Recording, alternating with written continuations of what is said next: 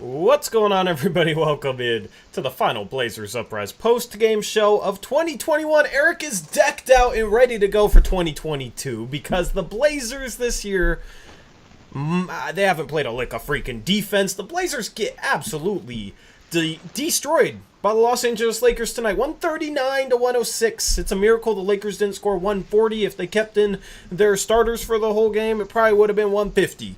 This was just a disaster class defensively. And we're going to break it down for you in the post-game show. We're going to hang out. We're going to laugh. Thank you for making us a part of your final 2 hours of 2021, unless you're, living somewhere other than the West Coast. It might be January 1st to you, or if you're in Hawaii, I'm jealous, and you still got a few more hours to go.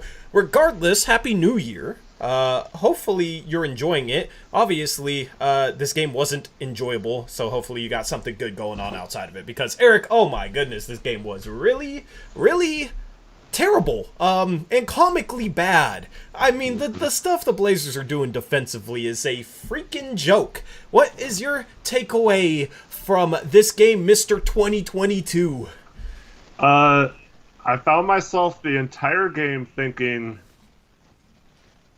how is this team not doing this, while tanking? They're actually trying on defense? And that made me almost cry because of how pathetic that is.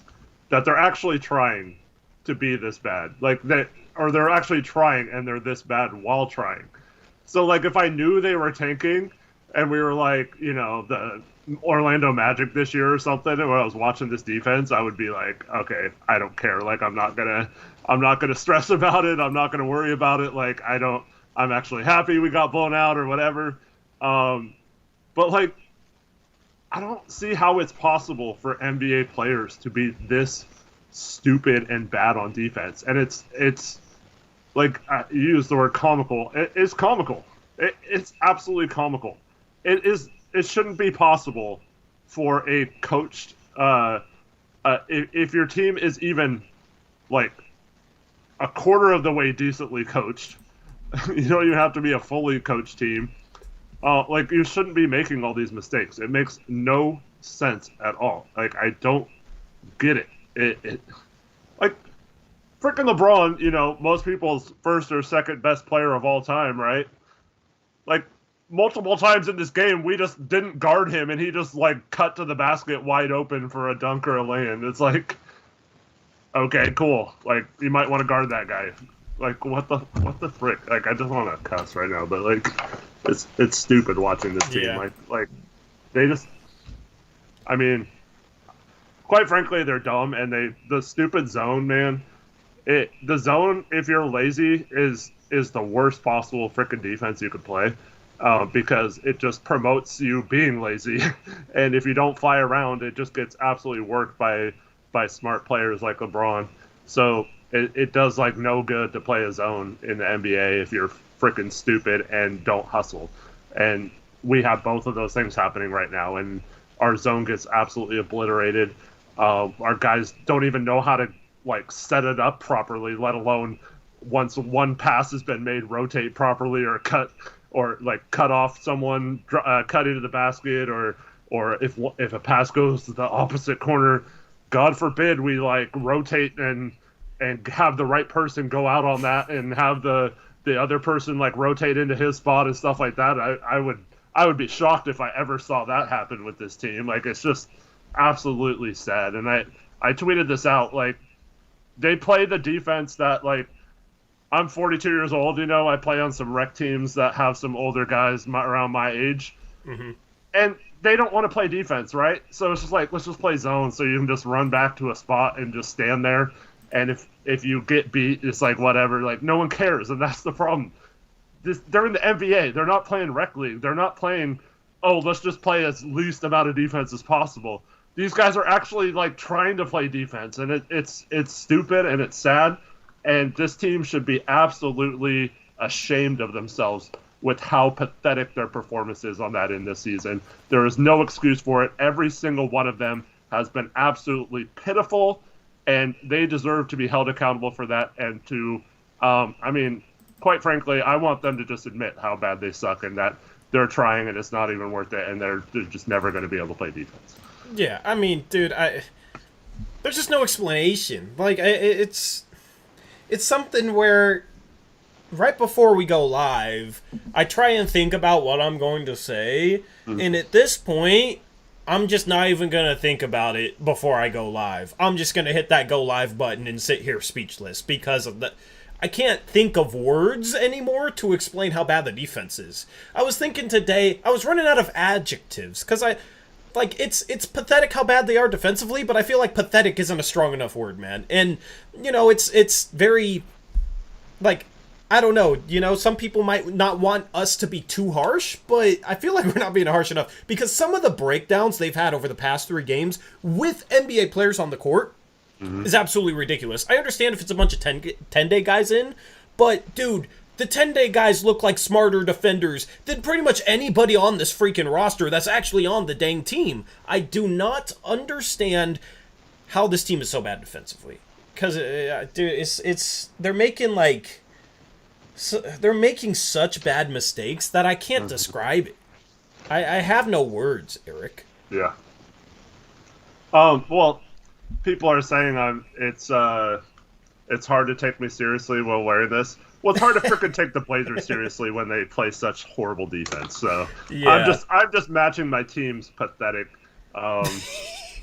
unserious ways on defense. So there you go.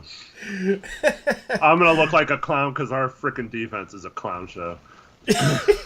Dude, honestly, at this point, we got to keep you guys entertained. This team ain't keeping you entertained, so Eric's doing a good job of that, man. I wish I had a matching 2022 glasses set, man, because, shoot, it's going to get to the point where our post-game shows is like, how do we entertain you guys? How do we make you guys want to watch us? Because we're just talking about the same stuff game after game, where it's inexplainable is not a word. Unexplainable mistakes that you wouldn't see on a high school court, man, let alone an NBA floor. I mean, I just don't understand.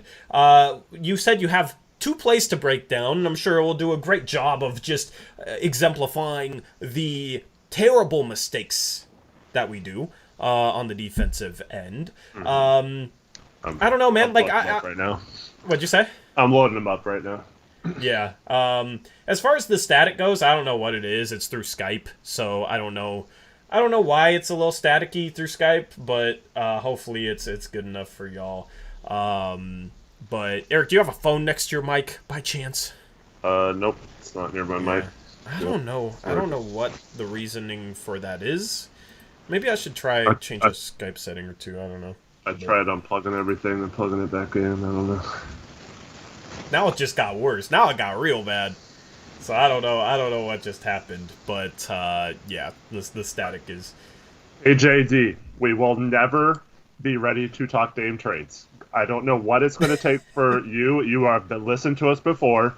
Dame is welcome here as long as he wants to be here. He's earned it. We are not entertaining any Dame trades ever unless he asks out.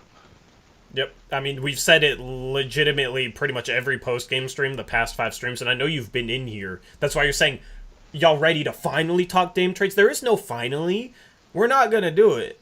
I don't know how, the only chance that changes is if Dame asks out.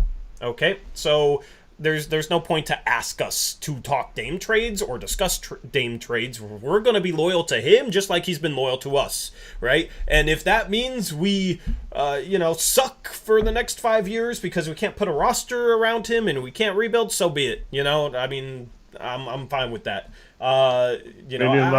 It's not up to you whether you want him to suffer or not. He wants to be here, so it's not up to you whether you think you know what's best for him because he wants to be here. Yeah, so, I mean, it's a situation where we're not going to talk Dame trades, and I don't know why people keep asking that have been here when we've explained that we're not going to talk Dame trades. So hopefully that kind of puts that to bed, but I mean, every stream there's somebody that asks us to do so. We can talk trades a little bit later tonight. This is going to be a shorter stream, though. We're going to sign off before midnight hits, obviously. I'm going to be off in a few minutes, but... Are you? Okay, yeah, I'll solo it for a while. Then we'll try and figure... Hopefully the static doesn't come back. I don't know why. Is it gone for you, Bonnie? That's good. I don't know. Maybe you guys don't hear it as much as I hear it. I don't know what's going on, man. Last stream, it was like my mic didn't work on one slide for no reason. This stream, it's the static. I mean, it's just a miserable end to 2021 for this team and for the technical stuff here with the stream. But, yeah, we will do a tankathon simulation. Where are the Blazers ranked in the tanking race? Did New Orleans? Oh, wow. Portland is currently tied for 4th best odds, Eric. Nice. Yeah, 4th Silver best lining. odds. We are currently tied with OKC and New Orleans. Man, I'd actually be happy about that if I didn't know for a fact that we'll mess that up at some point this season and go on a little winning streak and have the worst of both worlds, not get high enough for a pick that'll make a difference and not get far enough up in the standings to actually make a run in the playoffs. So yeah, that's what I'm worried about, man. There's a lot of, I don't know, this draft isn't as deep as maybe last year's draft. We can start talking draft prospects more on streams if we continue to lose, but I expect the same thing, 11th, 12th pick. I'm not if we're gonna suck, let's be good at sucking. All right, don't take that out of context. All right, don't clip that.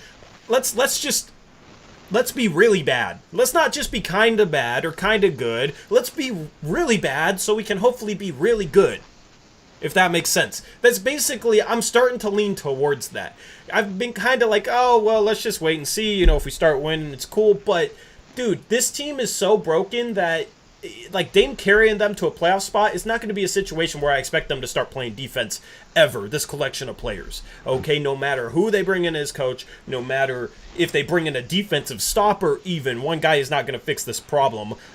So I'm sitting here and I'm realizing I'm coming to the conclusion where, I'm cool with losing if we consistently lose, right? Like, this team needs drastic changes. I am feeling like I'm basically at the point where this season is a lost season to me. And I know it's still early. I know we're not even halfway yet. But this team is so mentally broken and trades aren't going to happen for a while. And no combination of trades is going to do enough to get us into a good playoff position. No combination. I mean, we're going to have to do the most of the trade deadline just to get a team that fields an above average defense, because Chauncey hasn't fixed anything. We switch stupidly all the time. We still run a lazy zone. Like, it's just so broken to this point that there needs to be drastic changes, and it's almost halfway through the season and there's no signs of improvement.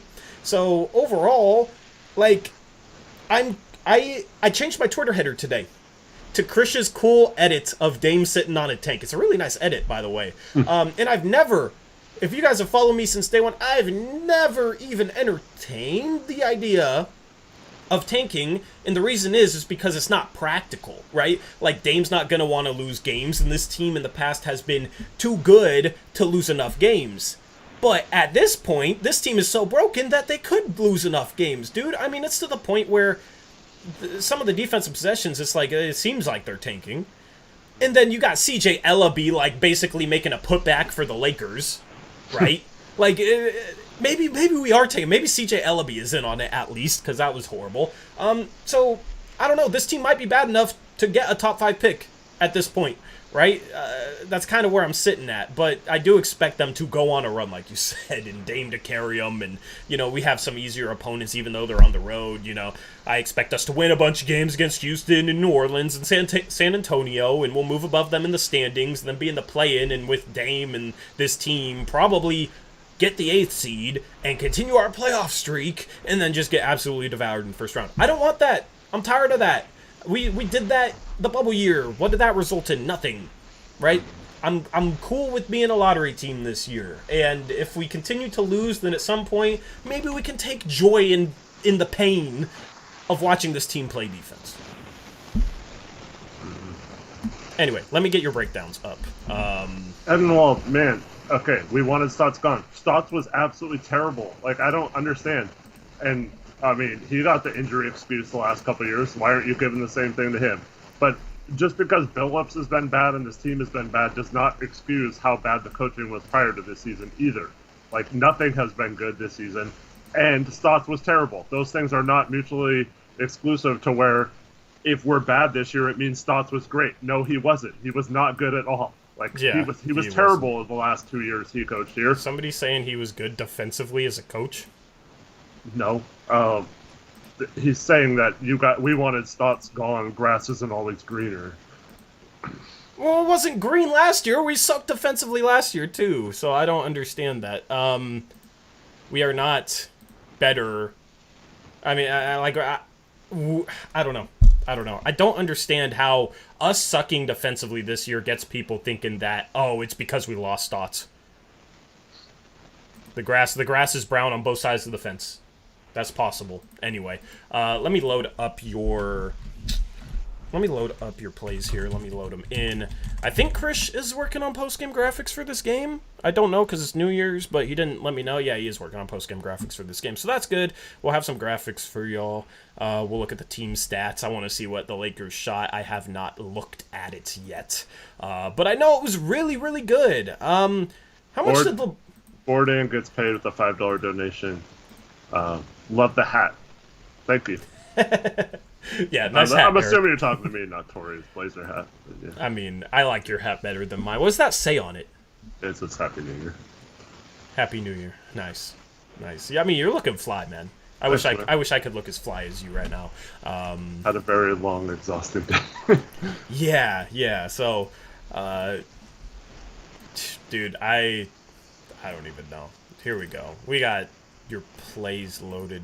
No, I don't. Sorry, I'm tripping. I'm tripping on load these in, man. I am not mentally in it right now at the moment. I'm like the Blazers right now, sadly. Michael Rennell asked, do you guys think we should keep Phillips considering his lack of holding players? We're not going to fire Phillips. He's on a 5-year contract. Mm-hmm. He's a new coach. He still has time to learn and get better, which I hope he's taking all this into account, learning what not to do. I mean, hopefully there's growing pains, but I actually like Phillips. I thought I was going to like him more for this team as a playoff team, but I actually like him more as kind of a rebuilding, tanking coach than a playoff coach at this point in his career. I feel like he's got a good feel for the young guys and helping them develop, but he doesn't really have much else bringing to the table right now. Yep. All right, Eric, we got your breakdown in here. Play number one. What do we got? All right. So Blazers get back on defense, right? Mm-hmm. Who the heck knows if they're in a zone or man? Like, do they even know? Half the time, 2 people are in a zone, 2 people are in a zone, 2 people are in man, and then the other person's like wondering which one they're supposed to do or something. So anyways, Westbrook's going to get the ball. He's not even past half court. He throws a pass over to the side, and in the second slide, we see Melo standing there on the wing. We have 2 guys that just run right past Melo for no... I have no idea why. So Nance is obviously in a zone here. I think Dame's in a zone because he's up top even though there's no one over there. And then, so yeah, Reggie Perry and I think that's McLemore are both running down the court, and they both run to the corner for some reason, and no one goes to Melo. And so Westbrook just finds Melo. Melo just stands there with the ball in the next slide.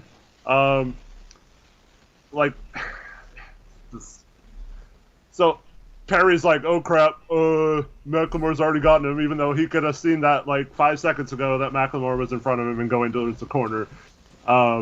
And then, yeah, so Melo gets a wide open 3. Perry tries to contest, but the ball's already like halfway to the hoop by the time he gets there. So, yep, just stupid, pathetic basketball. Just like, I mean, we can't even guard. Melo's the 9th best scorer of all time in the NBA. And like 2 people run right by him in a set defense. Like I don't understand how it's this bad. Like I'm just laughing at this point. It's so terrible. I caught myself laughing multiple times throughout this game. I mean, honestly, we're ruining these 10-day guys' chances at NBA careers because our bad defense is so contagious. They will never be adequate on defense ever again. Yeah. Like, they are screwed. I feel so bad for them, actually. You know, we're sitting here talking about, oh, they get a chance to play. That's cool. Good for them. We're ruining their freaking careers because Look at Reggie Perry. He's not even guarding Carmelo Anthony. He was running away from Carmelo Anthony when Carmelo Anthony was wide open with the ball at the three-point line. So, I mean, we've ruined Reggie Perry. We've probably ruined Cameron McGriff at this point. I mean, I don't know if Jaron Cumberland has played enough to be ruined, so maybe he still has some hope. Maybe he still has a chance. But, dude, Hopefully our bad they defense is... haven't practiced much or something. So. Oh, I know, dude. If we practiced, then he's probably learned, like, 10 bad habits by now. He might still have a chance, but we've ruined these 10 guys' chances at an NBA career because our bad defense is contagious. It's like a disease, dude. It's ridiculous. I mean, this was kind of a joke tweet, but, like, seriously, I could take 5 people from chat right now. Like, I could pick 5 people who have never played basketball, and I feel like I could teach them within 2 weeks that when you come back down the floor onto defense, like, don't leave Carmelo Anthony and LeBron James wide open, please. And, like, they could understand that and figure that out, or know how to run back and guard their guy better than this team does. It makes no sense. Yeah. So, I mean, Melo got hot to start this game, and then LeBron ends up having 43 play in the game. Yeah, so he gets a wide open 3, and no wonder he gets hot. Yeah. I mean, dude, I feel like I could score 20 on this Blazers defense because I can dribble in a straight line and make a layup, and I could make an occasional 3 if nobody's within 20 feet of me. Dude, like, I wish I was playing for the freaking Lakers tonight, because I think I would have been able to score. Like, dude, I mean, shoot, if I'm really feeling it, I might have actually looked like an okay player because of how bad this Blazers defense is. Dude, I swear to God, it's so, like, if they're leaving Melo this wide open, it's Carmelo freaking Anthony, then, I mean, just imagine if that was me, man. I'd have all day. I could use up the entire shot clock. Shoot, I could probably stand on the block and nobody would come guard me if they're going to leave Carmelo Anthony this wide open. I mean, come on. Shout out Gray Hughes Investigates, $10 dono. What's up, Gray Hughes? Hope you're having a good new year. Thank you for tuning in and supporting as always. He says, we need to play better. LOL. We suck. Happy New Year. Appreciate you, Gray. Yeah, that's the simplest way to put it. I'm at this point, I'm kind of hoping we don't play better. Yeah. I mean, dude, I don't know. I don't know, man. Like, I'm not even getting mad anymore. It's, like, comical. I'm at the acceptance stage of grief already, you know? What are the 5 stages of grief, Eric? I feel like we've had this conversation before, and I keep forgetting. Dude, what are the 5 stages of grief? Let me look it up. 5 stages of grief. I got them. Denial, numbness, shock are number 1. Bargaining 2. Depression 3, anger 4, and acceptance is 5. I think you're at acceptance, right? Yeah. We got angry, you know, like a few post-game streams ago. Dude, I feel like if you just watched our post-game shows throughout the entire year, you'd be able to see all 5 stages pretty well. Like, it would be pretty obvious. Yeah, we've gone through grief, Eric, and I'm at the acceptance stage. I'm still in depression because I know it's. I know they can't be this bad forever, and they're gonna get guys back, and they're gonna start playing better, and ugh. So wait, anger's after depression. You haven't hit anger yet? Well, I mean, I'm both, I guess. You're in between those 2 stages. Yeah. I mean, am I gonna hear Eric Brandt rants when we win games because we're winning games? I might get to that point, actually. That'll be interesting. I mean, it's such a mess. Why did we play good defense this game? Yeah. No, my frustration will be like, if they go on a stretch of playing good defense, I'll be like, okay, how can you look this inept for multiple games in a row and then actually, like, not make those mistakes? Like, it's just a lack of focus and intensity, and these are all fixable things. I've been saying it for 2 years. That's the most frustrating part about all this, is that it's fixable and they could change it. They just, I don't know if they don't want to or they don't. I don't know, dude. You can't explain it. I don't know.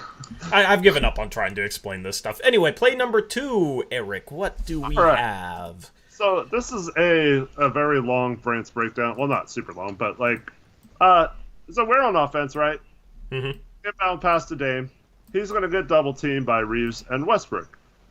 Dennis Smith steps in the second slide. Dame passes to him. Good pass. to the down low, and Westbrook is going to have Taylor Horton Tucker come over to meet him, and Macklemore had hit a couple threes at this point, right? Mm-hmm. So they're overplaying him up top. Macklemore in the next slide does a great job of cutting down the middle and using the overplay by Melo to his advantage, and he gets an open dunk out of it, right? I'm thinking nice off-ball action, nice cut, nice passing, nice setup by Dame when he gets double teamed. Great, right? So as we go to the next slide, this is a continuation of the play, right? Made basket for the Blazers. Westbrook dribbles up the court, right? Here we go. Are we in zone or man? Who the heck knows, right? No one, doesn't look like Perry's in zone, but everyone else is, I guess. And then so we go to the next slide, and LeBron's just going to cut right down the middle. Westbrook's going to pass to him. Good pass by Westbrook, and LeBron James. Like I said earlier, either first or second best player of all time gets a wide open shot because our defense just decides not to guard him. And I wish that I could say this happened only one time, but this happened at least 4 times in this game where we just didn't guard LeBron James up the court, and he got a pass or drove, and it was okay, is someone going to stop him? Nope, I guess not. You hitting your desk almost completely got rid of the static. You should have tried punching your desk earlier. Yeah, I'm glad you included this play. Dude, what? What? Why are it just... I don't know. Just stop running freaking zone, man. I am so tired of freaking zone. If we run more zone, the next rant about it is just going to sound like... It's just going to be one giant beat, man. That's what it's going to sound like. Because this is ridiculous. How many open shots do we have to just randomly give good players with stuff like this? Come on, man. Someone doesn't... We how much... Dude, I'm struggling with finding the words for this. How many times do we have to see our zone give up completely wide open shots? There was a shot last game. I forget who it was. You broke it down in the breakdown. It was Jordan Clarkson. Yeah, just one both pass. Guys... The two guys at the top of the 2-3 zone just both go to the ball, and Jordan Clarkson, they just pass it to him, and he's wide open. And stop running freaking zone. Zone doesn't work in the NBA unless you have, players that fly around, a lot of length, a lot of athleticism, and even then, it still is very questionable. We don't have the players to run a zone, and our zone sucks. They execute it terribly. It's super lazy. It has no chance of defending anything. And it's bruh, even if this was, I don't know, who's the most obscure player on the Lakers right now? Dude, I mean, even if this was Isaiah freaking Thomas, this would be bad. Well, he's not on the Lakers anymore. I know, but even if this was Isaiah Thomas, this is LeBron freaking James. Mm-hmm. And I mean, there was multiple plays this game where we basically ran away from LeBron James. LeBron James comes off a screen behind the arc on another play this game. And Tony Snell ran with the roll guy even though he was guarding LeBron, and even though the screen was very weak. They both ran away from LeBron on a pick and roll, and LeBron pulls up for 3. There was so many plays this game where it was we didn't even want to defend LeBron. I don't know if we were scared. I don't know if it's just we were so starstruck by him that we completely forgot how to play basketball, but my goodness, this is comical. Well, yeah, and the thing is, zone should be... if you're not good at it, it should just be a random thing you do every once in a while to throw the other team off because you're in something different and just to catch them off guard. But it seems lately we're just running zone half the time, and it's you have to fly around and you have to know how to rotate out of it. And if we can't even guard LeBron coming up the court, it's not even they're passing the ball around the perimeter and we're getting our rotations mixed up. We just got back on defense off a made basket, and this guy gets a wide open that's not a defense. I don't know. It's stupid. Yeah. So anyway, that's Brant's breakdown. We suck. We're bad. We have some very large donations we need. Yeah, let me get to them. I got them all here. Shout out. I'm gonna bounce. You're gonna bounce after these? Yeah. All right, shout out Mills Woj, $20 dono. Appreciate you, Mills Woj. She says, I just got back from the game. It was so sad. I don't know if you guys have talked about Nas yet, but he just does the worst stuff, and the defense was just so horrible. I agree. Nas isn't a smart defender yet. He struggles defensively. He had a off the very, ball. very bad game tonight. Yeah. And I was asked on Rip City Radio. I went on the Rip City Radio before this game, and I am not. Nas has not been as good as I feel like some Blazer fans think, but they asked me like about he's looked like a breakout player. And I didn't want to sit there and just criticize him when they were asking me about how Nas has shown some good things, because he has shown some good things this season. But it was tough because it was like, yeah, but he's still horrible off the ball. And he is horrible as a three-point shooter right now, 29% going into this game. He can't knock down threes. And it's if he figures out how to shoot and fixes all the stupid off-ball mistakes he makes, he'll be a really good player. But right now, he makes so many mistakes off the ball. He's maybe our worst off-the-ball defender, which there's no excuse for that. Especially somebody like him. He's strong, athletic, quick. So, yeah, I agree with that. Appreciate you, Mills Wosh, as always, for supporting, and thank you for the $20 dono. Well, I mean, you've touched upon this. I just feel like with our current starting lineup, he is a terrible fit. And yeah. I also feel like, I mean, I don't know if Dame's completely incapable of doing this, but I feel like him and Dame aren't a good combination because Nas needs to get out and run. Nas needs to play more at a fast tempo, and when Dame's in the game, it's almost exclusively half-court offense. And I just don't think, unless Nas somehow starts cutting a lot better than he has, and we have the ability to find him on those cuts, I just don't see how it's benefiting us to have him play a majority of his minutes with the starters right now. Yep. I agree, and I'll talk about him a little bit more once I get into his player card. You won't be here for that, but I will hop into player cards. Shout out to another Mills Woj dono, $5 dono. Appreciate you, Mills Woj. He says, and fire Scott Brooks. Yeah, Scott Brooks sucks as a head coach. I mean, there was no questions about that. He's been, I don't know, like Chauncey's been bad this year, and Scott Brooks just kind of continued it, so I'm not going to be too hard on Scott Brooks, but yeah, I've never liked him as a coach. Appreciate you, Mills Woj. Let me just look something up real quick. Yeah. So, we've talked about Dame's minutes a lot, right? Yeah. He doesn't play the fourth quarter tonight, right? Mm-hmm. And still had, 32 minutes. In a game we lost by 33. We lost by 33, and he didn't play the fourth quarter. Oh. Yeah. 32. Yeah. 32 minutes the first three quarters, bro. Like what? If it was close, he's gonna come back in with like 9 minutes left and play 41 minutes. If this was only like a 18-point loss, he would have played at least 40 minutes today. Yep. Just ridiculous. So appreciate you, Mills. Whoa, shout out Connor. $57 dono from my guy Connor. Appreciate you, Connor. He says 57 days until the Timbers are back. All I have left at this point. Connor is the one who's kind of gotten me into the Timbers. I'll actually go to some games next year. I want to go to games like night games or like evening games in the summer. That seems like it would be extremely enjoyable. So I'm sure we'll go to a couple games, Connor. I'll probably buy you a ticket just to thank you for the $57 dono that you're dropping right now, man. I appreciate you. Yeah, at least the Timbers are good. Too bad they couldn't have won a championship, but, I mean, they had one of the coolest sports moments that I've seen with that game tying goal in MLS Cup, so I'm excited for next year.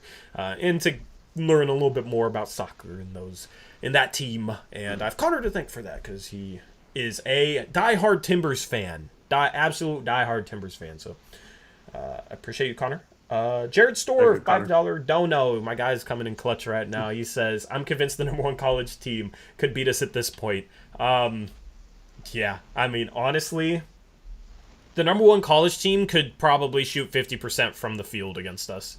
Like offensively, a college team, I feel like, would have no issues because we make so many dumb mistakes. I mean, I don't know, dude.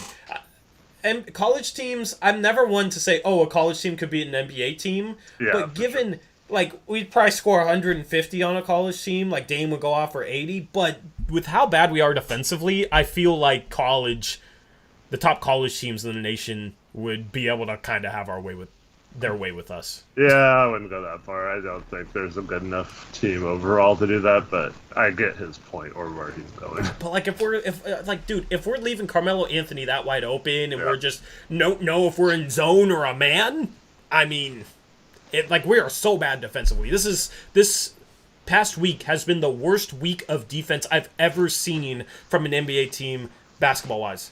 Like, I've never seen defense this bad. Not even, like, dude, even, like, last year was bad. This is somehow a whole nother level. It's insane. It's insane. So, yeah, I'm not going to go that far, but... It's incompetence, man. It's just absolutely incompetence. Appreciate you, Jared. You said you were going to bounce. Eric, Yep. Do you want to look at team stats first, or do you want to bounce? I should probably get going. Yeah, I appreciate everyone for watching. I hope everyone has a happy new year, whether that's happened already or it's about to happen. Thank you so much for supporting the channel and all that, and for everyone who tuned in tonight on a holiday. We appreciate you guys, and I hope everyone has a good, fun, safe night. And we'll catch you guys after, or is our next game Monday? Yes, so we'll have 2 streams Monday. We'll have 2 streams Monday, so we'll catch you guys then. Yeah. Have a great day, everyone. Yeah, Peace. have a good night, Eric. I'll catch you later. Happy New Year! Happy New Year.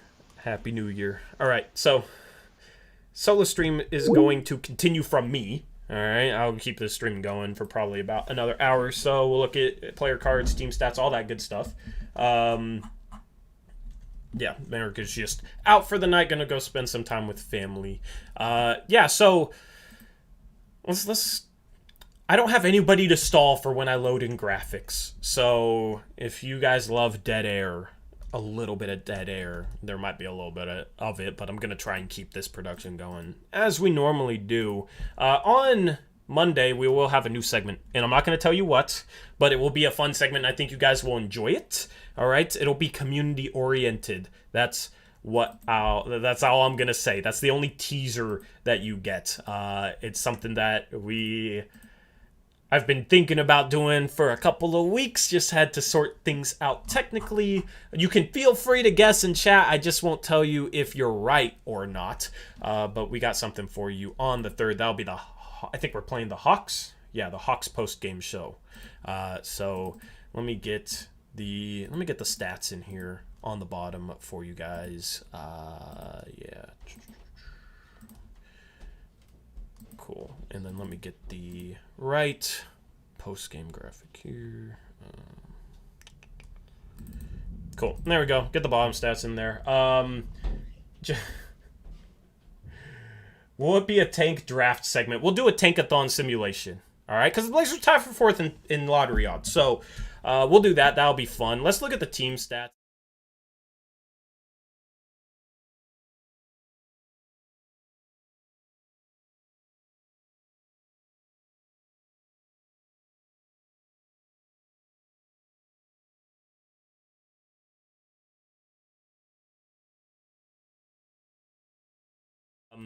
This team stats slide is still muted. I don't know why that slide is muted. I will get it in here for you guys. There we go.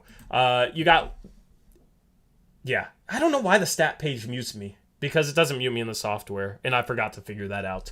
So, yeah, broken stats page, but I'll just throw it up in this slide. Yeah. Connor says, did Tori die? No, I'm still here. Thank goodness. A firework didn't blow up my house. Anytime you shoot 20 percentage points lower than the other team, you have no chance at winning. Absolutely no chance of winning. So, I mean, that's the game right there. The Lakers only turned over 7 times, so we weren't forcing any sort of turnovers. We did get 18 fast break points. That's cool. Assist, they got 27 on their 47 shots. We got 19 on our 36.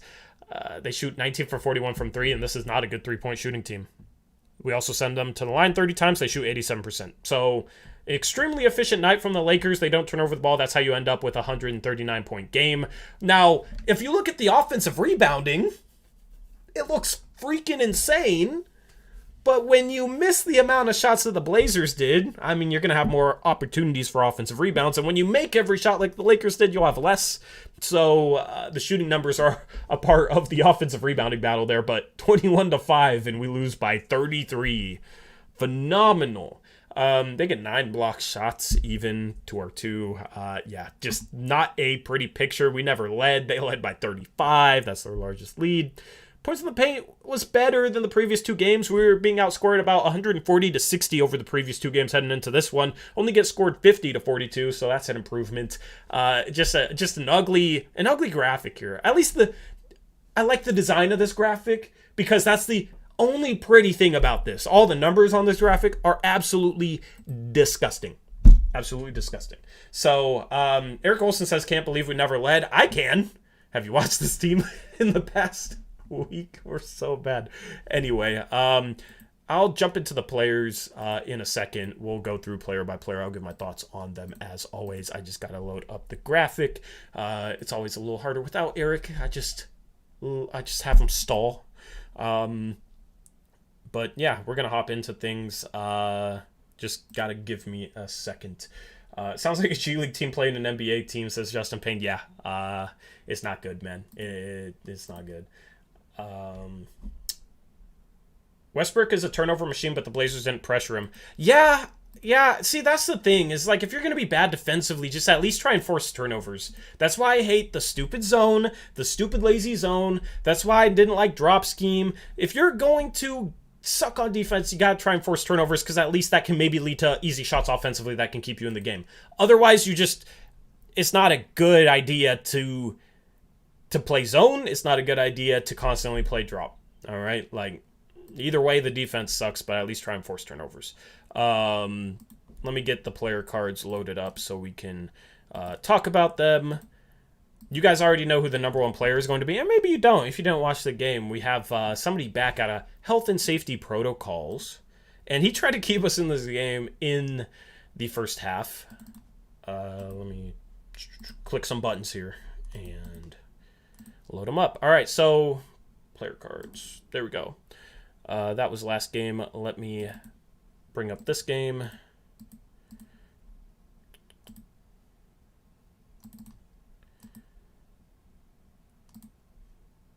Cool. There we go. I got to get Eric's Skype call down too. So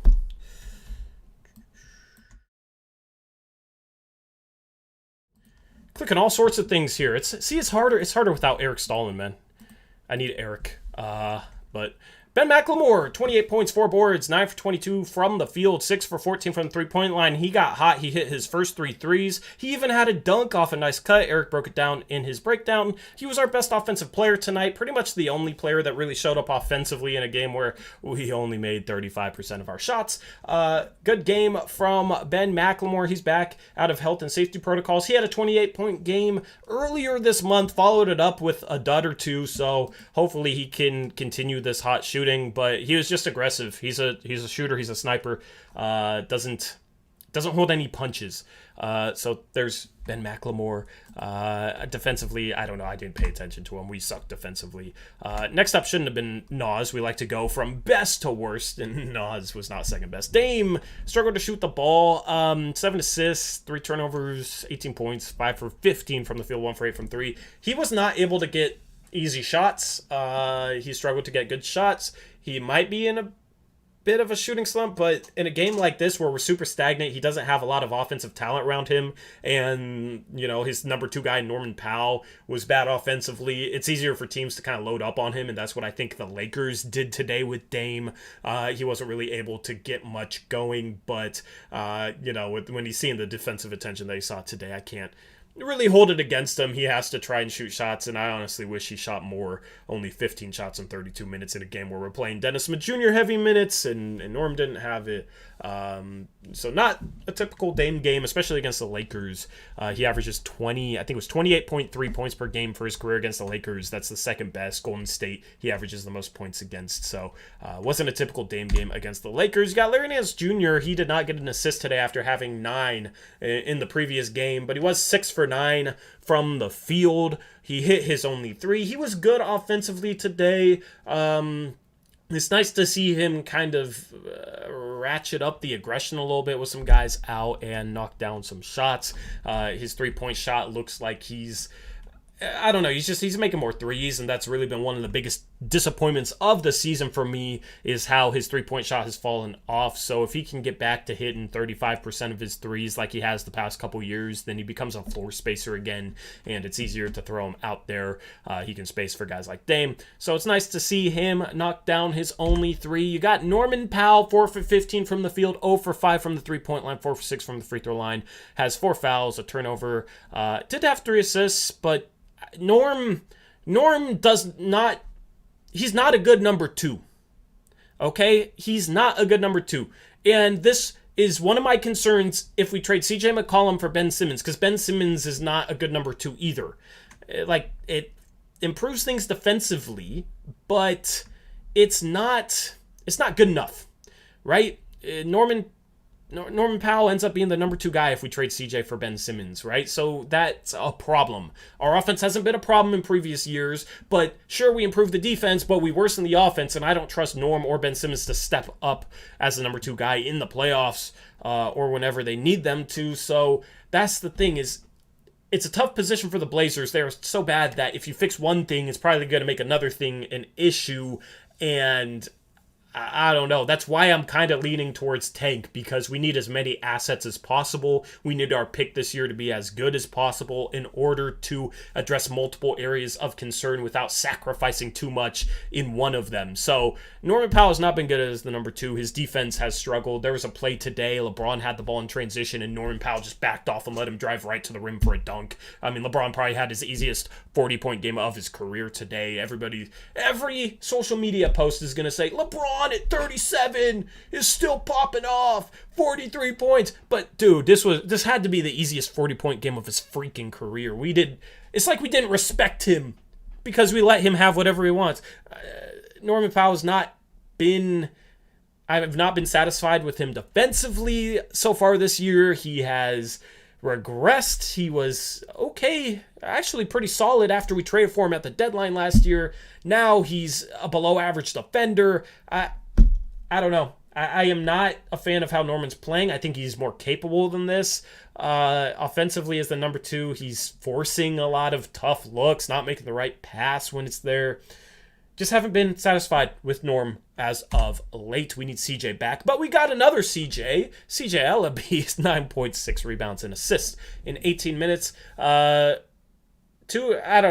for 6 from the field. I don't know what to say about CJ Ellaby. At least he tries defensively. He brings energy. He's technically 3 for 7 from the field, but he made a shot for the Lakers, so it doesn't go on his stat sheet. He tipped in a rebound for the Lakers instead of just grabbing the defensive board. That was comical. That might be on Shackton, but gets to the line 5 times, makes 5 free throws. That's good to see. Got some offensive rebounds. 6 rebounds in 18 minutes is good for him. So he's just an energy guy. I don't really have any complaints. Even if he goes 0 for 6, I don't have complaints because at least there's somebody on this team that tries defensively and brings energy. It's a really low bar for the players on the squad right now. Cameron McGriff has 7 points. He had a 3, was 3 for 6 from the field, played a lot of his minutes in garbage time. He's intriguing as an athlete. He just is very raw, doesn't have ball skills, at least at the NBA level, but he's been a good G League player and could be a guy you see on a 2-way contract after he stops playing for us. It won't be with us because Trendon's good. Hopefully Trendon's back soon, and then we're not going to give up on the Kelvin Blevins experiment. But he's a guy I could see sticking in the league. You got Reggie Perry hit a 3 today. I mean, Reggie Perry can play. He's an undersized 5 without enough athletic ability to really make up for it. So he's played some time in the NBA before this stop in Portland, and honestly, out of the bigs out there, he's about as good as you could expect with what we signed him for. But I mean, I don't know. I don't. How much do you guys expect me to talk about Reggie freaking Perry? I don't really have much else for him. Tony Sleepy Snell. Chris don't have the nicknames tonight. He wasn't feeling the nicknames, I guess. But Tony Sleepy Snell is what I'm gonna call him because, dude, He's 2 for 3 from the 3-point line, 2 for 4 from the field. Like, statistically, he's fine. This team lacks energy, and then when he's out there, it's like even worse, right? If he played on Golden State or a team that plays with a lot of energy, he's fine, but we need as much energy as possible, and he's sleepy to me. I don't know. That's not great analysis, but that's the takeaway I have from Tony Snell. And then Nas. 1 for 7 from the field, 0 for 3 from 3, 2.6 rebounds. He has 3 fouls in 14 minutes as well. He's shown flashes. He's shown some good things. He's had some good games. So there's like part of his game has been exciting and nice to see this year, and then part of his game is a big disappointment. That's the shooting, and that's the off-ball defense. There's no reason he should make as many off-ball defensive mistakes as he does. And then he has to figure out his shot, man. He's improved his form since his rookie year. It was awful his rookie year, but the dude is not shooting well from 3. He was shooting 29% going into this game. It's going to be much worse. And he's the type of guy who, if he can knock down threes and defenders run him off the line, he'll be able to attack those guys, get into the paint, drive, kick out to others, or finish at the rim. If he's not hitting shots, defenders are just going to close out 5 feet short of him, and it's a lot harder to drive past those players in that situation. So he needs to be able to knock down threes in order to open up the rest of his offensive game, because he's basically, at least at this point in his career, going to be a catch-and-shoot guy, and then a catch-and-shoot, attack-and-closeout guy. And maybe he can do a couple other things with the ball in his hands here or there, but that's really what he needs to be. When he's not making threes, that's a lot harder. That's the problem with Nas right now. Not making threes, off-ball defense sucks. And we broke it down against the Mavericks. We broke down multiple plays showing why Nasir Little's off-ball defense sucks. I feel like it goes unnoticed by some Blazer fans. He is not a good defender. He's a below-average defender. He's okay on the ball. He's bad off the ball. But even today, on the ball, like, there's a couple times he just got blown by. It wasn't really competitive in that play. So disappointing, especially because he's like an energy guy who normally brings energy. But when the rest of your teammates aren't playing with energy, it becomes harder for energy guys to just bring it despite that. So I don't know. Nas has been fine this year. Just would like to see him make threes and be more locked in off the ball defensively. Anyway, those are the player cards. We will hop into around the NBA in a second. But, I mean, I can take your guys' questions. Here's the thing. Without Eric, I don't have somebody to bounce thoughts off of, right? It's just me talking the whole time. So if you have any comments on any of our players or questions on any of our players for the next 5 minutes, I'll just read them off and answer them. That's what we're going to do. I have to, get the around the NBA graphics loaded up and whatnot. Anyways, once we get to the Western Conference standings, Eric on last stream requested that we do a Tankathon simulation. Now, if you don't know what Tankathon is, it's a website that has like a mock draft, but they also have a lottery simulation that updates each day with updated odds. So you can go to that website and simulate the lottery, and it's so weird to see the Blazers with the 4th best odds on that website right now. They're tied with 3 other teams. Right now, the Blazers, if the lottery took place today, they'd have a 42.7% chance of being in the top 4 and a 10.7% chance at the first overall pick. I mean, if that's the result of the season, I'll take it. Draft coverage would be a lot of fun for me and Eric to do. We're draft nerds, but the Blazers haven't had a high draft pick in years. So, if we're in the top 3, top 4, we will break down every top 5 prospect in depth for you guys. So, I mean, either way, if we lose, that'll be fun. If we win, I mean, winning's always fun. Just, I agree with Eric. I don't want it to be a situation where we end up losing in the first round because Dame carried us to an 8 seed. So, as far as your comments go, Justin Payne is telling me to end my stream and go enjoy my New Year's. What am I going to do? I'm not going to go hang out with anyone. I'm going to be here anyways. So I'm enjoying my New Year's talking to you guys streaming. I'm not going to bring up the pandemic or anything, but I'm completely cool being by myself for New Year's. I don't need to go out, drink, go out and party or do any of that stuff. Ultimate Sniper says training Gary was the last straw. I mean, Gary sucked for us defensively last year too, and if he was still here, he would be a below average defender for us, in my opinion. He's been good in Toronto, but it's like our defensive issues are contagious. That's why you've seen Rocco really regress defensively. It's a I don't know. It's a problem with the culture, I guess. You have too many players on this roster that struggle defensively, and you just have a lot of guys that aren't competitive enough, don't hold themselves to a high enough standard, don't hold each other to a high enough standard. I mean, we're getting absolutely punked and destroyed defensively, and none of these guys seem like they were mad enough. I wanted to see people frustrated today, getting on teammates, like pissed off. Because if you allow a team to go off for 139 points and you're letting LeBron get wide open shots for no reason, like, where's the anger? Where's the pride? Where's the frustration? These guys didn't even seem frustrated. So, do I think the Blazers will make a run later in the season? I have a feeling like they will, and they'll make a run to a play-in spot and then play their way into the 8th seed and then lose in the first round. That's my gut feeling right now, and that's Eric's too. I agree with him on that. Should we be playing Greg Brown? Greg Brown is not even close to being a rotational NBA player. He missed a dunk today. He missed a pretty open lay-in. He offensively is 4 years away, in my opinion, from being anything. But he has time. He's like 19, 20, right? So he was always going to be a long-term project. He's just not he's not close right now. Watford's more NBA ready than him, and could still end up being the better NBA veteran. If we get a top 5 pick, who would I use it on? Or would I package it to get an all-star to pair with Dame? I mean, you got to look at trades with that pick and see what you can get. And then, depending on what you get, you make your decision. If you can get like a top 15 player, you trade the pick, right? I don't think that's realistic. I don't think there's going to be a lot of stars available, but like if you could get somebody phenomenal, then you do it, right? But if not, then you probably look at taking the pick, and maybe a Chet Holmgren, Jamari Smith, Paolo Banchero. One of those three would be that's the top 3 in the draft, and all 3 of those guys make some sense for us. Let's see what else you guys got. Eric Olson is ranting about how we need Marcus Smart to scream at people in our locker room. Adam Smith says, so Tori, your thoughts on hiring of Billups' younger bro? Was Bucks scout this year and coached Denver College for years. Guess we need more staff after losing guy in October. I don't care about Billups' brother being hired. Some people were mad about it because of his record in college, but a big part of college basketball is recruiting.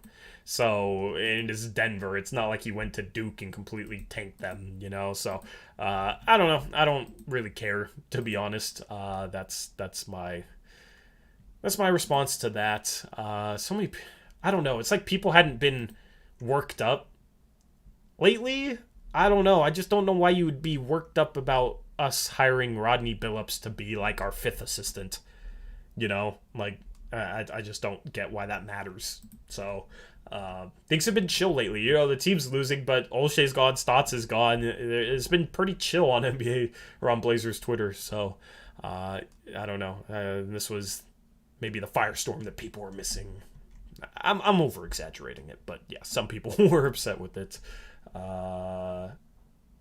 Let's see. Justin Payne, you're all good, man. I know you weren't trolling.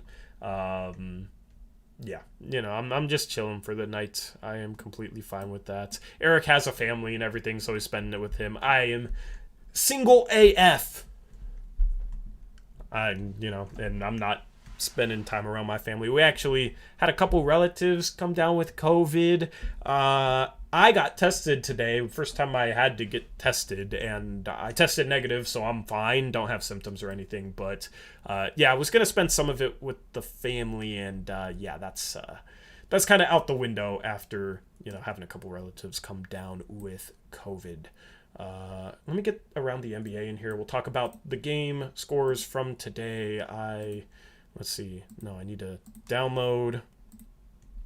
If anybody's curious about how we do graphics, so I have Krish that does graphics for me. I haven't given him a shout out in a while, so I'll give him a shout out right now. He does pretty much all the graphics for us. We have a cloud that he loads them into, and I download them from there, and then the thing is they download as a zipped file. I've always hated zipped files. I've never understood the point of zipped files, but I have to extract them to a folder and then load that folder into the software. So that's kind of the process that I do.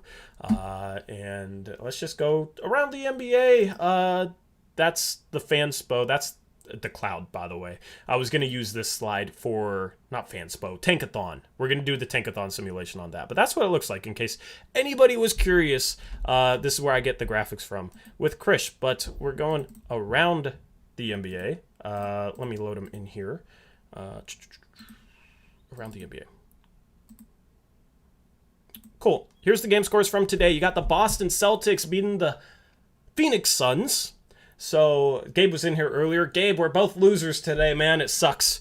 But you guys will be just fine. We will not be. The Celtics take care of business. Let me look up the box score. I'll read off notable performers for both teams. Let me just get this loaded up on my phone here. For the Celtics, they were led by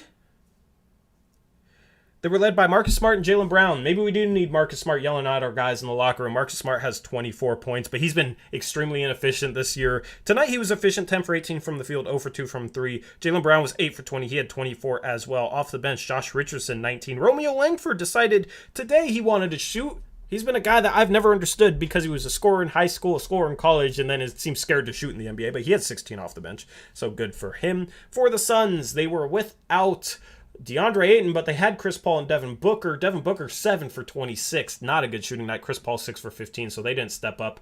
Cam Johnson had 20. Jalen Smith had 19. He might be a guy that you see on the Blazers later this season. We'll talk trades to finish this stream. The Bulls beat the Pacers 108-106. They win off a one-legged DeMar DeRozan 3 at the buzzer. A game winner for DeMar DeRozan. He's shot the 3-ball better this year. He's been a phenomenal pickup for the Bulls, who are now tied with the Brooklyn Nets, number 1 in the conference. I was not as high on the Bulls as some people heading into the season, but they have been phenomenal. As far as DeMar DeRozan goes, he's shooting 36.5% from 3. He's always been a really good mid-range shooter.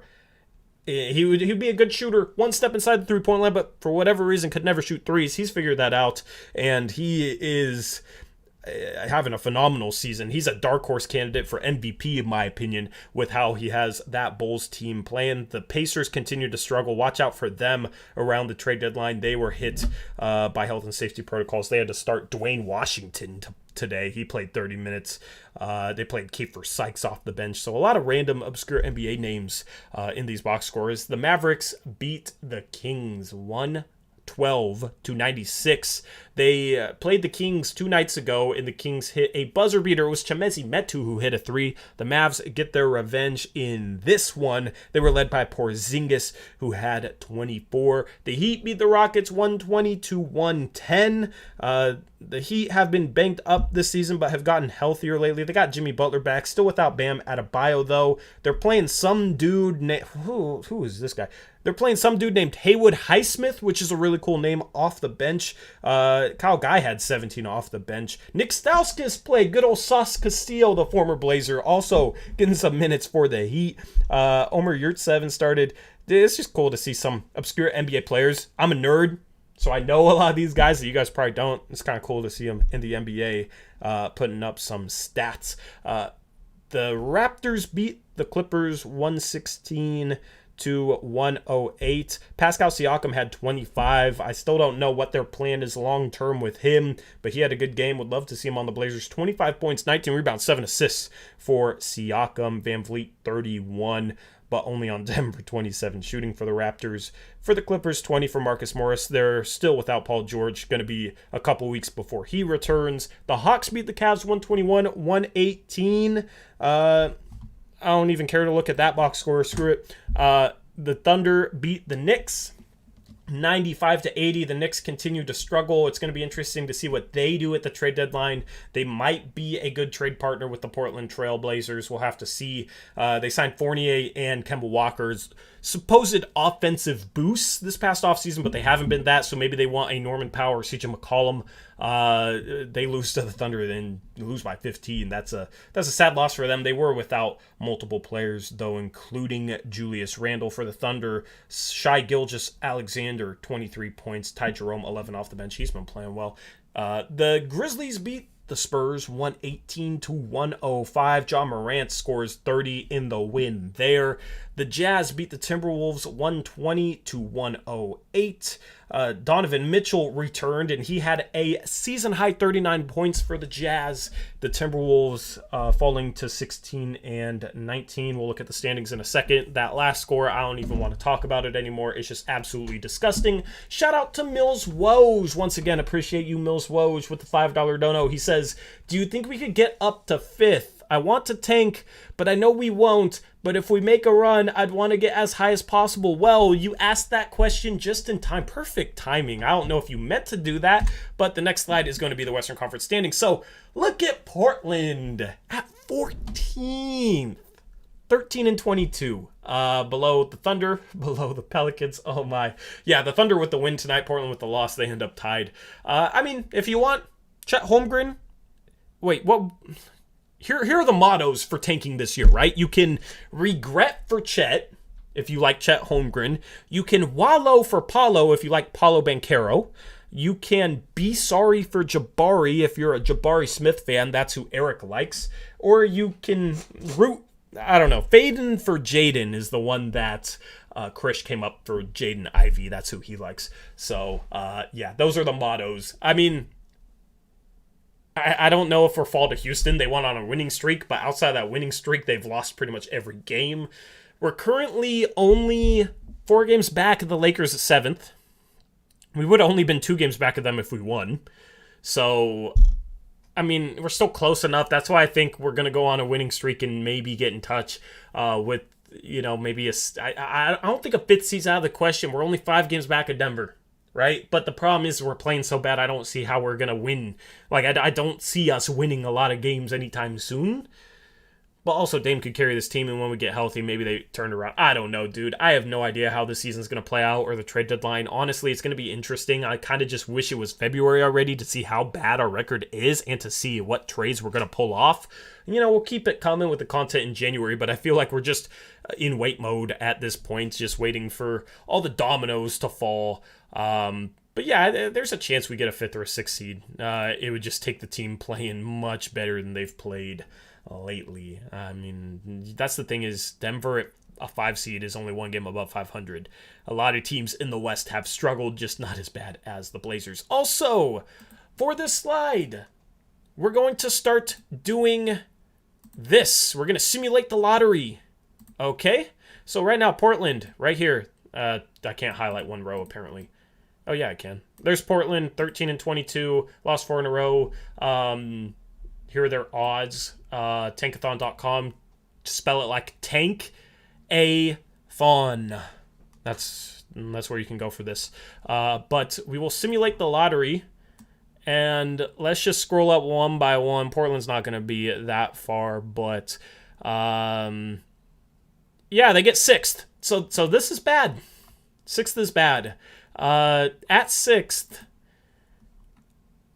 Kendall Brown, Patrick Baldwin Jr., Keegan Murray, they're all forwards. There's a lot of forwards projected to go in the top 10. But yeah, 6th is not what we were going for. I would be pretty upset if we were 6th. We want to get top 3. Banchero, Holmgren, Jabari Smith are the clear-cut top 3 in this draft. Jaden Ivey is interesting too. I would be okay with him, I guess. And then maybe trading CJ for a forward. Maybe that could work out. But yeah, there you go. There is the simulation for this slide. Not fortunate. Justin Payne, correct. I don't know if anybody's confused with Tankathon. You just spell it how it sounds, you know. I want to give them their credit if I'm going to use their lottery simulator on stream. You know how it goes. Jared says Kendall Brown out of those 3. I haven't watched enough footage of pretty much any prospect in this draft. I've been paying attention to the top 3 or 4 guys as of late, but I need to watch some Kendall Brown footage. He plays for Baylor, so going to start trying to watch some good college basketball games with top prospects over the next month or 2, considering how bad the Blazers are. Let's just take a look at the Eastern Conference standings. Chicago, as I said, tied with Brooklyn, number 1 overall. Milwaukee's right there, and Miami's right there. You got a clear-cut top 4 right now in the Eastern Conference, and it's no surprise with Brooklyn, Milwaukee, and Miami. Maybe a little bit of a surprise with Chicago, but a lot of people had them as the 4th best team in the East heading into the season. Cleveland's been the surprise in the East, but they have lost, I think, 3 games in a row right now. I can actually check that. Cleveland, where are they at? Yeah, Cleveland has lost 3 in a row. So they were 20-13. They fall to 20-16. I want them to make the playoffs, though. They've bitten the injury bug. Lost Colin Sexton, lost Ricky Rubio, just traded for Rajon Rondo. But that's another team to watch out for as a potential Norman Powell or CJ McCollum landing spot. And then you got a bunch of teams jam-packed. 6th to 12th, only divided by 3 games. You got Philly, Charlotte, Washington, Boston, New York, Toronto, and Atlanta. Indiana obviously is a team to watch with Sabonis, TJ Warren, Karis LeVert, Miles Turner. I believe Malcolm Brogdon can't be traded this year, but that's a team that probably needs to blow it up and rebuild. Let's look at the next 5 games for the Blazers. Atlanta, Miami, Cleveland, Sacramento, Denver. Here's the thing. It's hard to even preview any of these games with how many players are out due to health and safety protocols. But 4-game homestand. Blazers, if they're trying to make a comeback, I mean, you need to win some games at home. We have not won games at home. We had a very home-heavy December, and we went 2-12. So, last 4-game home trip. And then we start on the road with Denver and play a lot of road games. So, yeah, I mean, I don't know. I can't even preview this. I won't even predict a record. Right now, it's 1 game at a time, and we're sucking every game. So, 2-5 says Jing Veloso. So does YYC. I mean, you guys sure we go 2-5 here?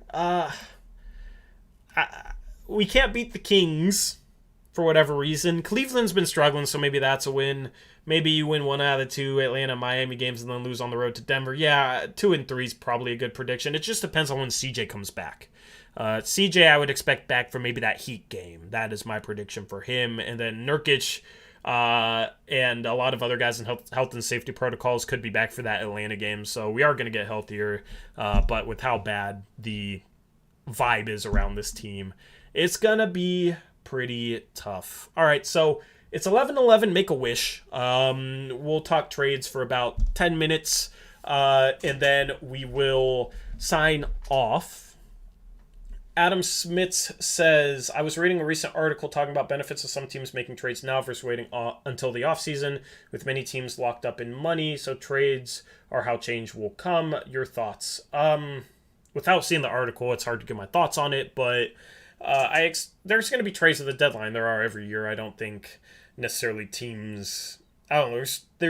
I don't think Indiana's going to wait till the offseason if they're still struggling. I don't think Portland's going to wait. I don't think Philadelphia can afford to wait with Ben Simmons unless they want to waste a year of Joel Embiid's prime. Joel Embiid's been great this year, so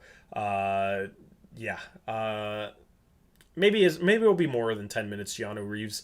I did hear a little nugget, and I'll share it with you guys since you guys are making us a part of your New Year's Eve. Apparently, now take this with a grain of salt, okay? Apparently, Golden State might have some interest in Yusuf Nurkic, which makes sense because Yusuf Nurkic is, like, defensively, he'll fit in, and I think he'll be good there. And then as a screen setter for Steph would be really, really good with how many screens they set him, and then he can pass as well. Like, he would be a perfect fit in Golden State, and apparently they might have some interest in him. Here's the thing, though, and I'll load up the trade machine just to kind of illustrate this. Let me get to the trade machine first. The trade machine, I use fanspo.com. Fanspo, fanspo.com.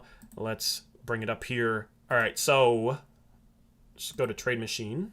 Let's go to Portland Trail Blazers. Let's go to Golden State Warriors. What could a Nurkic trade to Golden State look like? The thing is with the Warriors is they don't have future picks. They can trade their 2022 first, right? But can't trade their 2023 because they don't have one in 2024. I think they owe a swap to somebody in 2025. But, Golden State would probably give up a first for Nurkic. The problem is they have to trade out about $9.5 million. And if you look at their players, they're not trading Steph, Clay, Wiggins, or Draymond Green for him. So you have to go down here. They have James Wiseman at $9 million this year, Kuminga at $5 million, Looney at $5 million. You got Moody, you got Iguodala. Maybe it'd be some combination of... It's just really hard, actually. Looney, maybe Damian Lee and Toscano Anderson. They have a lot of good role players. The problem is that still only gets them to 8.7. This does not work. This does not match salary for Jusuf Nurkic. So to make a trade work, they'd have to trade a high draft pick, a lottery pick from one of the past 2 years, in either most likely Wiseman or Kuminga, right? Like Kuminga and Looney works, but I don't know if Golden State would be willing to trade the 7th overall pick from the past year in Kuminga for Jusuf Nurkic. If you're Portland and you're looking to go younger and retool, Kuminga would be very intriguing. The most likely, if this happens, the most likely scenario might be a surprise, but I mean, maybe it's James Wiseman. Okay, he doesn't match on his own, but if you throw in like a, if you throw in like a Damian Lee, and then we can even send them Tony Snell, this trade ends up working. Okay, so James Wiseman has been hurt all year, the number 2 pick from the 2020 draft. If they're trying to win now, I heard that maybe they'd be willing to part with James Wiseman in a Nurkic trade. I think that's them giving up too much for Nurkic with the position they're in. So maybe we'd have to give up seconds or something in the deal. But if you're trying to go younger and take a flyer on like a high-risk, high-reward type guy, this trade would make some sense, especially if Jusuf Nurkic is going to walk in free agency. So I've heard that Golden State and Portland has discussed this. Now, teams discuss trades all the time. That doesn't mean anything is going to happen in this regard. Portland's probably discussed Jusuf Nurkic trades with at least, 8 to 10 teams in the league, considering it's been leaked that he's available. But James Wiseman is an intriguing trade. It just sucks because Nurkic is so perfect in Golden State, and I'm tired of them winning. But it would be cool to see Nurkic, win a ring or, have some playoff success playing in NBA Finals. What are your guys' thoughts on that potential trade? I accidentally loaded up my streaming page there. Let me go back to here and actually close this down. What are your thoughts on that trade? Let me know in the chat. Wiseman's interesting. They've also reportedly been interested in Robert Covington. Jake Fisher reported that. He works for Bleacher Report. But again, I don't see them trading Wiseman or Kuminga for Robert Covington. I think maybe they trade Wiseman for Nurkic. That's really the only realistic thing I see. So Justin Payne says he hates it. Yeah, it just depends on if they can bring Nurkic back. But if you can get the number 2 pick from last year's draft, and if he can get healthy, he's had a lot of injury problems. That's the issue with Wiseman. Then I don't know. That's intriguing to me. I feel like there will be a mixed bag on that potential trade. Adam Smith says Otto Porter would be ideal for us for win now. They're not going to give him up in that trade. He doesn't match Nurkic's salary. They'd still have to give up Wiseman, and they're not going to give up Wiseman and Porter. So basically, I don't know. I don't see them trading for Rocco or Nurkic because of what they'd have to give up in order to match salary, but that is something that's apparently been discussed. So, I don't think they're trading Wiseman for Nurk. RJE James, I'm just telling you what I heard. Clearly, a boss says, I feel like Portland and hurt players isn't a good formula. Yeah, big men with injury problems is not a good fit in Portland, but, you take a flyer on somebody. I mean, Nurkic has had his fair share of injury issues, too. So, but, I mean, I think Golden State would really like to have Nurkic. I mean, Steph loves flying off screens, and Nurkic is one of the best, maybe one of the top 3 screen setters in the league. So that's something that they would factor. And then defensively, I think Nurkic would be really good there. And then passing, he can pass the ball. And with all their movement, I mean, he could be a facilitating big man. I mean, look at how good Andrew Bogut looked as a passer when he started for them a few years ago. Nurkic is a better passer than Bogut ever was, in my opinion. So he would basically be their Bogut, maybe even a little bit better of a Bogut for them. And then Wiggins is their Harrison Barnes. They got Draymond, get Steph back. Or not get Steph, get Clay back and, have Steph playing as well as he ever has. That would be a contender. I think getting Nurkic would make them the favorite in the West over Phoenix. But Phoenix is going to try and make some moves as well. Yeah. Anyway, Isaac says, where's Eric and his son? Eric's in chat. What's up, Eric? Eric spent time with family. And Reese is not Eric's son either. Bourdain says Joe Lacob is obsessed with those kids as their bridge to the future. I mean, here's the thing is organizations are going to talk up their players. So it's no surprise that Golden State is sitting here like, oh yeah, they're the bridge to the future. We love these guys. They want those guys to have as much trade value as possible in case they are looking to trade them. They're not going to sit here and say, yeah, we don't really care about our young guys because we're winning right now, so let's just, trade them. I don't think they necessarily give up on them because they're good enough, but if they're really just trying to push all the chips to the table over the next couple years, then I could see them giving up a project like Wiseman, who doesn't really fit their timeline, for somebody who fits perfectly and is more ready to help them win in Nurkic. That's kind of... I don't know. I don't see it happening, but if it did, that would be very intriguing to me. That's kind of where that lies. And that's the problem, though, is Nurkic... There's not a lot of destinations that want Nurkic. And Golden State would much rather just give up a first-round pick to get him, but they just don't have the salary to match Nurkic. That's the tough part with Nurkic to Golden State. And I don't know if Portland would want to help out Golden State either. So I don't think it's something that's going to happen, but just tossing it out there. They do get Nurkic's bird rights, and I think they would be able to re-sign him. I think Nurkic would come back to Golden State. That would just... Oh, it hurt seeing Nurkic in a Warriors jersey. That would hurt. YYC says Bucks will take him. The problem is the Bucks can't trade any future firsts. So what are they giving up for him? DiVincenzo, Grayson Allen? Do we want that? I don't... They're both shooting guards that aren't big enough to play small forward. So I don't see how that makes a ton of sense for us. Justin Payne, I'm not sure that Nurkic wants to be here as bad as some people think. And yeah, here's the thing. Wiseman helps our tank if he's out for the year, which I think he is. Trading Nurkic for him helps us lose games. And it helps us tank. You could be looking at Jabari Smith, James Wiseman front court next year. That would be intriguing, athletic. I mean... The problem is who's your number 2 guy? If you're trying to win next year, who's your number 2? That's why I went in on a previous stream on Blazers Uprise Live yesterday. Blazers Uprise Live is our second channel. We stream Mondays, Thursdays around 3:30 p.m. is Pacific time is when we go live. I laid out my path to trying to get a Ben Simmons, Chet Holmgren, Miles Turner front court, which is kind of my pipe dream, is to get those 3.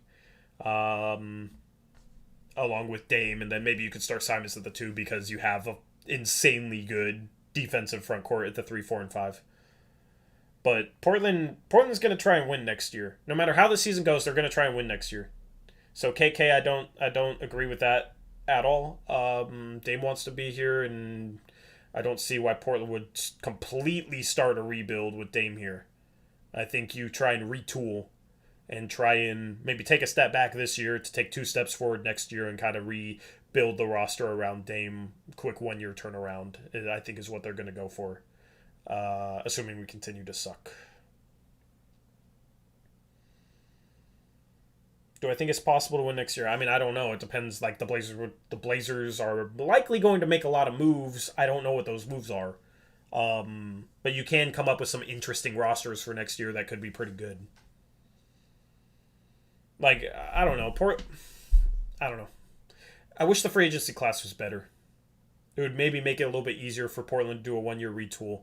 Trade all their players for expirings and first-round picks. Maybe trade some of those first-round picks for good role players on contracts or use them to draft something or whatever, and then you'd have a little free agency money left over to go and make something happen. That'd be easy. Any norm trades?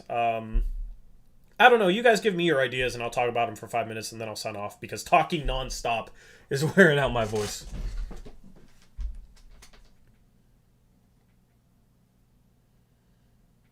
Justin Payne says we're firing Office. What does that mean?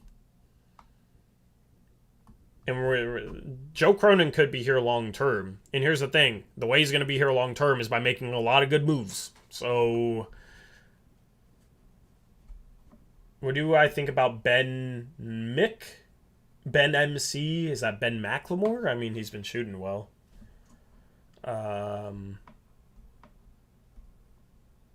What would your dream trade be for Portland after deadline this year if we don't tank this year? I don't know. I've been thinking about tanking lately, so it's hard to come up with like a trade if we're like trying to win a championship this year. We just feel so far off. Momo says THT and a first for Nurkic. The Lakers don't really have future firsts. And that also doesn't work salary-wise. You got to trade out about $10 million to match Nurkic's salary, and THT ain't making that type of money. So what else are you going to trade out for that? Woke Kyle says, build around Ben McLemore. Great idea. Great idea. Bro, I don't care about a 2027 first. It's 2021 still for about 35 more minutes where I'm at. Nasir Keeper trade depends on whatever deal. I don't know. Either. Depends. Thoughts on trading CJ if you want to win next year? I mean, I want to trade CJ for sure. Like, I don't want to trade him for like Karis LeVert and Justin Holiday or some crap like that, but I do want to trade him. But it just has to be the right deal.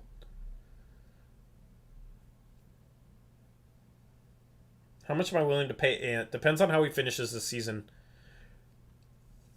Right now, anything above $15 million is going to be hard, but you can't keep him and then let him walk in the offseason.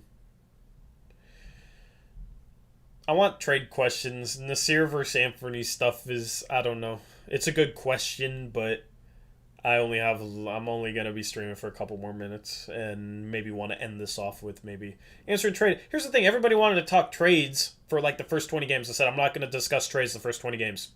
And then now it's like, guys, give me trades. Now it's like, would you keep Anthony or Nas? I thought you guys wanted to toss names my way. But, I mean, if I had to pick, probably Nas. I don't know. It's tough. That's a tough question.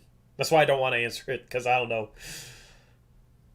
Nas for Harrison Barnes. Nope. Doesn't work salary-wise. What else are you trading out there?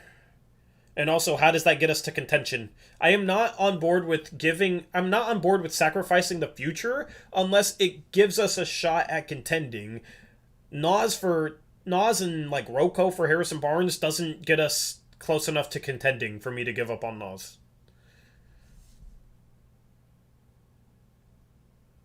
Trevin, that's true. He says the people that always wanted to talk trade aren't here. That's true. Do you think we can go after Brown if the Celtics flop in the playoffs? I mean, Brown would be interesting, but I don't know. There's some question marks with him, too, especially this year, defensively. Norm for LeVert. LeVert sucks. I don't like Karis LeVert's game. And I've said that for a while. I have thought Karis LeVert has been overrated for years. He's a inefficient chucker who doesn't play defense and is injury prone. Like, he's legitimately a worse version of CJ McCollum. It's not really what we need.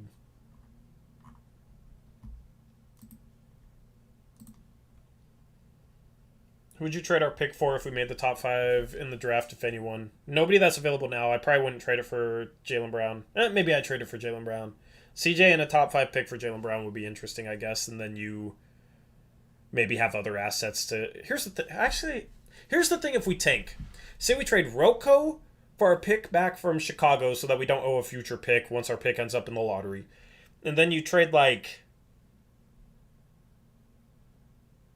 I don't know, maybe you trade Nurkic for a first and get a couple other firsts. And then our pick ends up in, like, the top 3 and we still have CJ.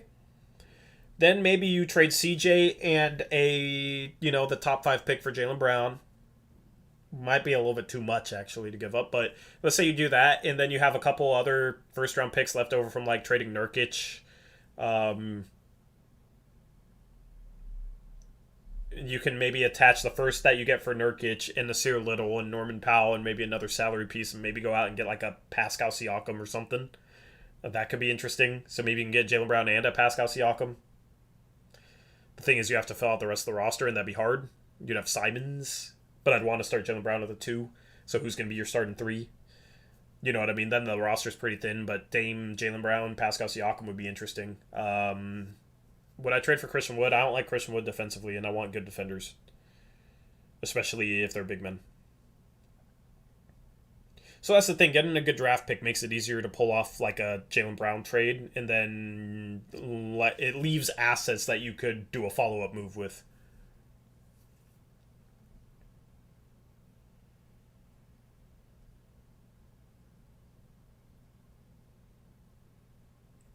Shelvin says CJ, Rocco, Simons. I'm just going to plug this trade in the trade machine. Let me pull up chat on my phone so I can read off the trade. This is going to be the final trade I discuss. Is the trade that Shelvin just submitted to me because I want to see it in the trade machine. So he says, yeah, let me load this up here. We need to add the Celtics and where are the Celtics at? Right there. And we need to add the 76ers. Okay, so he says CJ, Rocco, Simons, 2 Philly first to Boston. Okay, so CJ, Rocco, Simons. Nope, not to the 76ers. To Boston. And 2 Philly first, so we're talking like 2022, maybe lotto protected. And then they can't trade at 2025, so what, you're talking like 2027? Because you can't trade first in back-to-back years. So maybe that's like top 8, I guess. Trade that to Boston. Shelvin has Simmons, Pritchard, and Horford to Portland. So send Pritchard. Where's Pritchard at? And then Ben Simmons to Portland. And to Philly goes Jaylen Brown.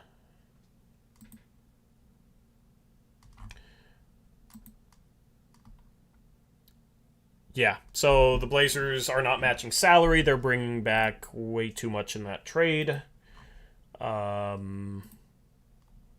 They're trading out $47.7 million and getting back $62 million. I don't know why you have us getting Al Horford. Let's take him out. Let's throw in like Juan Hernan-Gomez. The problem is with Boston is they're like going deep into the tax here, and I don't think they'll want to if they continue to struggle.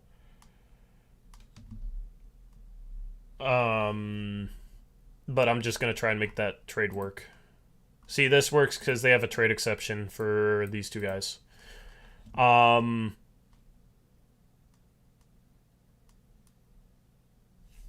Yeah, I don't know. I just see like trades like this is like why would we value Ben Simmons over Jaylen Brown? And Philly is not giving up Ben Simmons and 2 firsts for Jaylen Brown. Like, Morey is too stingy. It'd be straight up. Yeah, I don't see... I don't know. It's okay. But that's... I don't know. It's not terrible. What do you think, chat? This is actually a pretty solid trade suggestion. I just feel like Boston would rather have Simmons, and I feel like Sixers don't give up these firsts. So... Jaylen Brown is not a dead asset. Oh, to turn a dead asset into Jaylen Brown would be huge for Philly. Yeah, absolutely. I mean, but they don't view Ben Simmons as a dead asset. That's the problem. Like, I don't think this is bad for Philly, but Daryl Morey values Ben Simmons extremely high. Way too high. That's the problem. The only problem for this on Boston's end is I highly doubt they're going to add $14 million in salary when they're already in the tax. Like, this is not worth it to him because of all the salary they add. Maybe you take out, I don't know, Pritchard, and then I don't know if this works for Portland. The problem is Portland's also not going to take on salary. Most likely, they're probably going to want to duck the tax with how bad they are. So it's fine in terms of the players, but like the tax numbers is tough. The tax numbers is tough there. Maybe you send Al Horford back to Philly. And then Danny Green to Portland. Yeah, I don't know. That's the thing that's tough with teams around the luxury tax is a lot of times they'll value ducking it. So if they're not ducking it, they might not do a trade. That's kind of the issue with that. Pritchard have any potential? Not as much potential as Simons. I probably wouldn't do that trade if I'm Portland. You're giving up Simons, Rocco, and CJ for Ben Simmons. I don't know. You don't have any assets left over. You have Norm and Nurk. You're probably not going to get enough assets to be able to flip them into something good enough. And that team is not good enough to win. Like, to really win. Offensively, if you have Dame, Norm, Nas, Simmons, and Nurkic, it's not good enough offensively. I talked about Norm as the number 2 guy earlier this stream. He's been rough as the number 2 guy offensively, so I'm not a huge fan of that. But yeah, I mean, solid suggestion. Just definitely go to that website, fanspo.com, fanspo. I think that's how you say it. And plug your ideas into trade machines and make sure they work financially. PJ Washington, Mason Plumlee for Nurkic. Nurkic could make sense for Charlotte, but they play at a really fast tempo, and I feel like they want a big that fits that more, and Nurkic doesn't really fit that. So that's why I don't really think Nurkic in Charlotte makes a ton of sense, and they're not trading PJ Washington along with Plumlee for Nurkic. That's too much.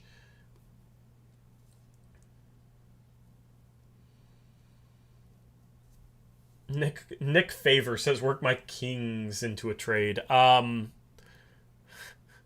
That you guys don't have anything that I want. Other than Tyrese Halliburton. If you want to trade us Tyrese Halliburton, then sure. But I know you guys don't want to do that. I don't really care for Harrison Barnes. I don't care for Marvin Bagley. Don't care for, like, Rashawn Holmes doesn't really make sense for us.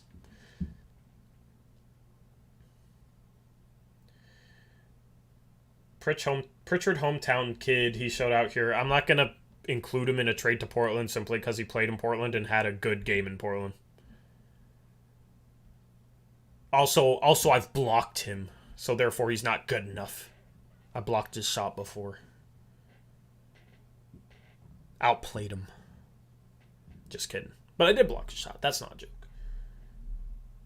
Anyway, that's going to wrap up the stream. We can talk trades on Monday, Blazers Uprise Live. That's our second channel. Make sure you go subscribe. Link in the description boxes below. Also follow us on Twitter. All our Twitter links are down in the description box below. Just click every link. You can join our Discord with the description box as well. Also, if you want to become a channel member, hit that join button. I will have a film breakdown in the next couple of days going over our pathetic defense. That should be fun. And our film breakdowns are for channel members only. Also trying to release our intro animation as a desktop screensaver. Haven't been able to get it like high definition yet, but this is our intro animation. It'd be cool to release this as an animated version that you could put as a desktop screensaver. So we'll also release a still image. I'm working with the guy who made that to try and figure out what we can do to make a really high quality version of that for desktop screensavers. That will be for channel members only, so definitely hit that join button if you're interested in that in the film breakdown. AZ Nightmare, what is your prediction as to what the new segment will be on Monday? Because for the post-game show on Monday, we'll be debuting a new segment. I want to see what your guess is.